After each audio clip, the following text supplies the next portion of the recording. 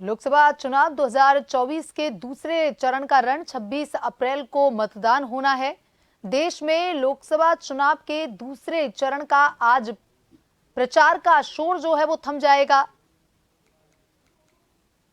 दूसरे चरण में राजस्थान की 13 सीटें शामिल हैं और इन 13 सीटों की अगर बात की जाए तो वो 13 सीट हैं टोंक, सवाईमाधोपुर, अजमेर, पाली, जोधपुर, बाड़मेर, जालोर, उदयपुर, बांसवाड़ा, चित्तौड़गढ़, राजसमंद, भीलवाड़ा, कोटा और झालावाड़ 12 में 26 अप्रैल को मतदान होगा। दूसरे चरण की 13 सीटों पर चुनाव प्रचार का शोर आज 6 बजे थम जाएगा। लोक प्रतिनिधित्व अधिनियम 1951 की धारा 126 के अनुसार इन लोकसभा क्षेत्रों में मतदान की समाप्ति के लिए नियत समय से 48 घंटे की अवधि 24 अप्रैल को शाम 6 बजे से शुरू होकर मतदान समाप्ति अवधि 26 अप्रैल को शाम 6 बजे तक प्रभावी रहेगी। ऐसे में प्रत्याशी रैली, सभा या जुलूस नहीं निकाल सकेंगे। इसके बाद प्रत्याशी घर घर जनसंपर्क कर सकेंगे।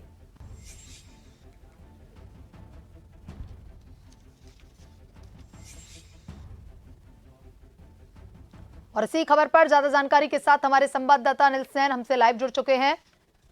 अनिल, लोकसभा चुनाव का रण लगातार जारी है। चुनाव प्रचार का जो शोर है वो आज शाम 6 बजे थमने वाला है। राजस्थान की 13 सीटें शामिल हैं। 26 अप्रैल को 13 सीटों पर मतदान होने वाला है। आज चुनाव का शोर भी थम जाएगा।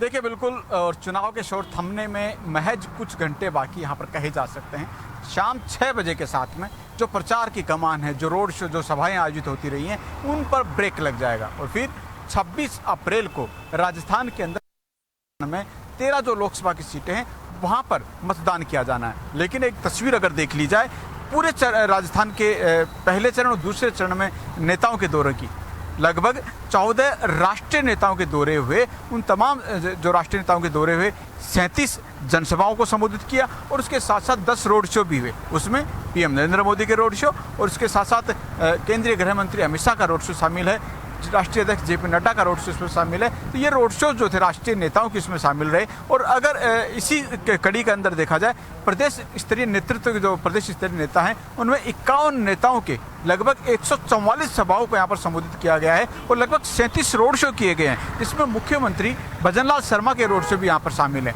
एक तरह से ये कहा जा सकता है कि पूरी ताकत बीजेपी ने लगाई है। और जिस तरह से चुनाव प्रभारी विनय सहस्त्रबुद्धे ने कहा भी कि भारतीय जनता पार्टी हर चुनाव को बड़ी प्रमुखता से लेती है, चुनाव में पूरी ताकत के साथ जुटती है और जीत कैसे हो सकती है इसके पूरे जो समीकरण है वो पार्टी बैठाती है। और इसका श्रेय भी दिया कि मंडल स्तर, बूथ स्तर और शक्ति केंद्र तक जो उनके कार्यकर्ता हैं उनको चुनाव को लेकर टास्क भी दिया जाता है।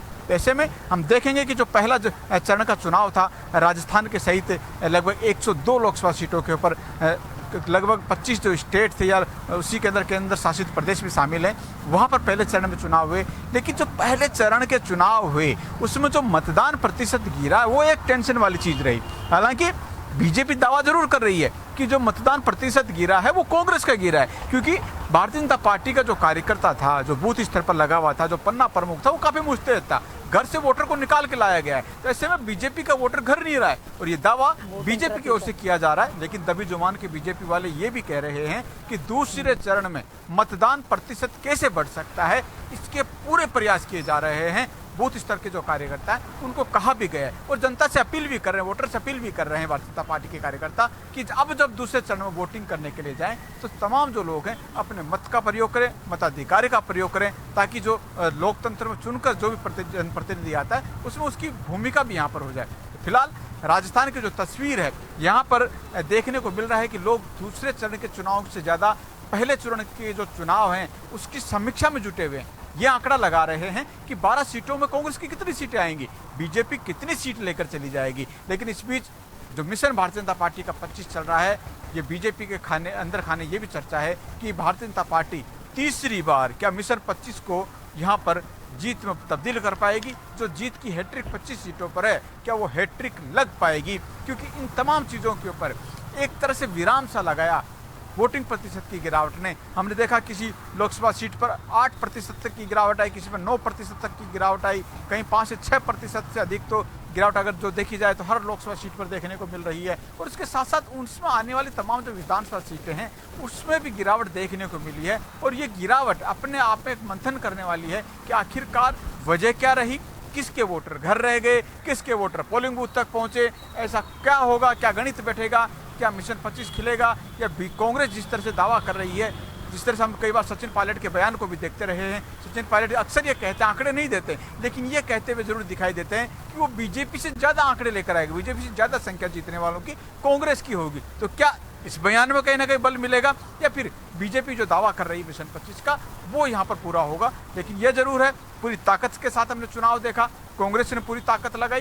कांग्रेस का राष्ट्रीय नेतृत्व के दौरे जो थे वो जरूर काफ़ी कुछ हद तक कम हुए। राहुल गांधी के दौरे जिस तरह से होने चाहिए थे वो राजस्थान में नहीं हो पाए। प्रियंका गांधी ने कमान जरूर संभाली, लेकिन बीजेपी के राष्ट्रीय नेताओं के दौरे के मुकाबले, क्योंकि प्रधानमंत्री नरेंद्र मोदी का अगर देख लिया जाए 8 जनसभाएं की, एक रोड शो किया। दौसा के अंदर हमने देखा था कि दौसा में भारतीय जनता पार्टी कन्हैयालाल मीणा जो प्रत्याशी भाजपा के, उनके समर्थन में रोड शो किया था। उसके बाद में अमित शाह ने कमान संभाली थी। अमित शाह के तो दूसरे चरण में अगर देख लिया जाए तो 19 और 20 अप्रैल को जो दौरे हुए थे, 3 जनसभा और एक रोड शो किया गया था। और उससे पहले अगर देखा जाए तो पहले चरण में भी 4 से 5 जो जनसभाएं थी वो अमित शाह कर चुके थे। और इसके साथ साथ राजनाथ सिंह, नितिन गडकरी, केंद्रीय वित्त मंत्री निर्मला सीतारमण, वो तमाम वो चेहरे हैं जो कि इस चुनावी मुहिम के जो है इसमें जुटे। और उसके साथ साथ योगी आदित्यनाथ का एक अलग ही क्रेज जनता के बीच में था, जिसको बुनाने की कोशिश भारतीय जनता पार्टी ने करी ताकि जनता के बीच में एक मैसेज जाए। और ये जो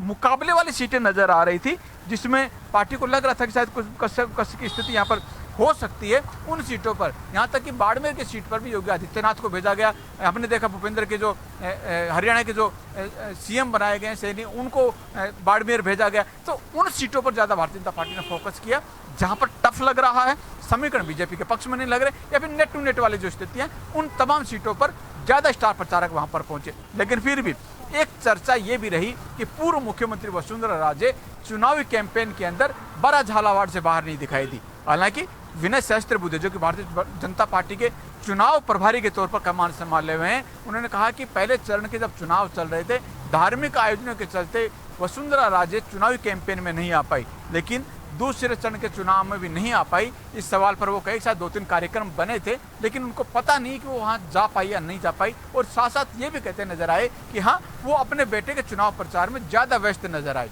यही वजह है कि जो राजस्थान का चुनाव है जिस तरह से बना है, उसमें बीजेपी का मुकाबला ये नजर आता है कि कांग्रेस के साथ तो है ही, लेकिन कांग्रेस के साथ साथ मुकाबला होने के साथ साथ वसुंधरा राजे का चुनावी कैंपेन में नहीं होना, चुनावी प्रचार में नहीं होना, स्टार प्रचार की सूची में होने के बाद में ग्राउंड पे काम नहीं करना, ये अपने आप में कार्यकर्ताओं में शायद मैसेज नहीं दे पाया। और इसका भी एक तरह से लोग मान रहे हैं कि वोटिंग कम होना ये कोई ऐसा तो नहीं है कि उनके कार्यकर्ता शायद साइलेंट हो जाएं और वोटर जो है पोलिंग बूथ तक नहीं पहुंच पाए हों। तो तमाम कयास है, लेकिन इस बीच थोड़े समय बाद में हम देखेंगे दूसरे चरण का भी प्रचार का शोर थम जाएगा और फिर कवायद शुरू होगी डोर टू डोर और जीत के समीकरण बैठाने की, वोटर्स को पोलिंग बूथ तक ले जाने की। और ये होता भी है अक्सर कि चुनाव के ठीक 18-20 घंटे पहले एक तरह से इस तरह की रणनीति बनाई जाती है, चाहे साम दाम दंड में जो भी स्थितियाँ बने, प्रत्याशी जीत कर कैसे निकले, उसकी जीत के समीकरण कैसे उसके पक्ष में आए, वो रणनीतियाँ भी जो है अंदर खाने जो एक तरह से बंद कमरे में जो मीटिंग होगी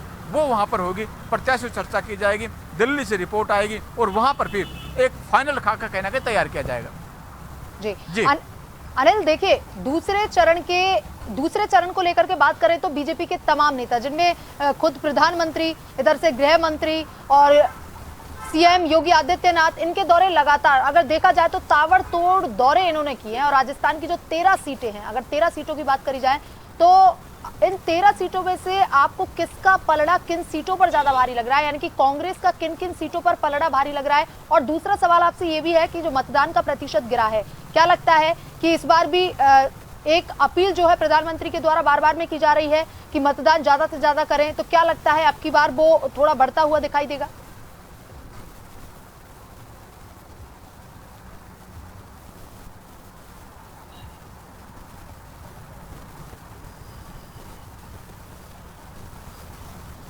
देखिए, प्रधानमंत्री नरेंद्र मोदी भी अपील कर रहे हैं, बीजेपी का आला जो टीम लगी हुई है वो जनता के बीच में मैसेज देने की कोशिश कर रहा है।